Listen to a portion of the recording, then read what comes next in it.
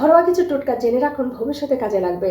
প্রথমত, আমরা যদি নিয়মিত কলা খাই তাহলে আমাদের চেহারা আস্তে আস্তে সুন্দর হবে এবং আমাদের রাতে ঘুমের সমস্যা এবং শরীরের দুর্বলতা অনেকাংশে কেটে যাবে।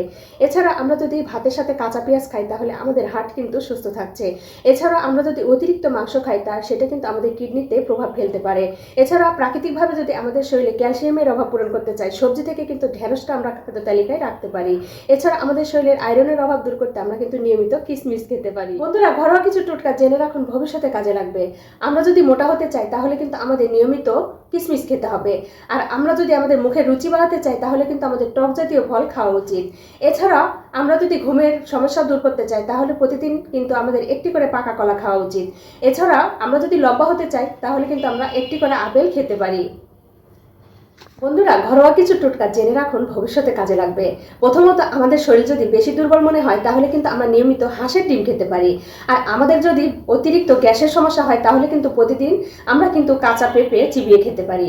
এছাড়া আমাদের যদি অতিরিক্ত অ্যালার্জির সমস্যা থাকে তাহলে কিন্তু আমরা কালো জিরা এবং লেবু নিয়মিত খেতে পারি।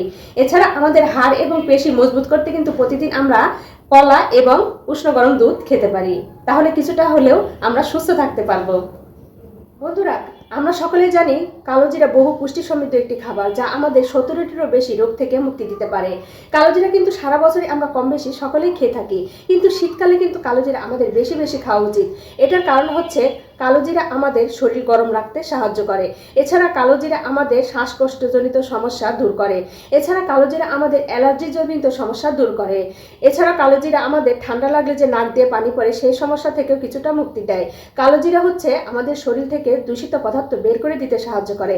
তাই শীতকালে কিন্তু আমাদের বেশি বেশি কালোজিরা খাওয়া উচিত। ঘরোয়া কিছু টোটকা জেনে রাখুন, ভবিষ্যতে কাজে লাগবে। প্রথমত, আমরা যদি আমাদের কিডনি সুরক্ষিত রাখতে চাই তাহলে কিন্তু প্রতিদিন আমাদের 8 গ্লাস করে পানি পান করা উচিত। এছাড়া আমাদের হার্ট সুস্থ রাখতে প্রতিদিন কিন্তু আমাদের চীনাবাদাম খাওয়া শুরু করতে হবে।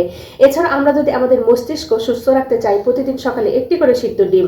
এছাড়া আমাদের চোখের স্বাস্থ্য ভালো রাখতে আমাদের কিন্তু পাকা পেঁপে খাওয়া শুরু করতে হবে। এছাড়া আমাদের লিভার ভালো রাখতে কাঁচা রসুন এবং আমাদের কিন্তু নিয়মিত বিটরুট খাওয়া উচিত। আমরা যদি প্রতিদিন খাদ্য তালিকায় টক দই রাখি তাহলে কী ধরনের উপকার পেতে পারি? টক দই কিন্তু আমাদের হজম শক্তি বৃদ্ধি করে এবং গ্যাসের সমস্যা দূর করে। এছাড়া টক দই আমাদের দাঁত এবং হাড় মজবুত করতে সাহায্য করে। এছাড়া টক দই আমাদের ত্বকের উজ্জ্বলতা বাড়াতে সাহায্য করে। এছাড়া টক দই কিন্তু আমাদের ওজন কমাতেও সাহায্য করে থাকে। এছাড়া টক দই কিন্তু আমাদের রক্তচাপ নিয়ন্ত্রণে রাখে। তাই প্রতিদিন কিন্তু খাদ্য তালিকায় আমরা টক দই রাখতেই পারি। আমাদের জীবন 1 মিনিটে বদলাতে পারবো না, কিন্তু 1 মিনিটে যদি আমরা একটা ভালো সিদ্ধান্ত নিতে পারি আমাদের জীবন কিন্তু বদলেও যেতে পারে। কি অদ্ভুত জীবন আমাদের, তাই না? এক মুঠো সুখ খুঁজতে খুঁজতে জীবনটাই কিন্তু একদিন শেষ হয়ে যায়। প্রচুর পানি পান করুন। পানির অভাবে আমাদের ব্রেনের অনেকগুলো নার্ভ আছে, সেটা কিন্তু আস্তে আস্তে শুকিয়ে যায়।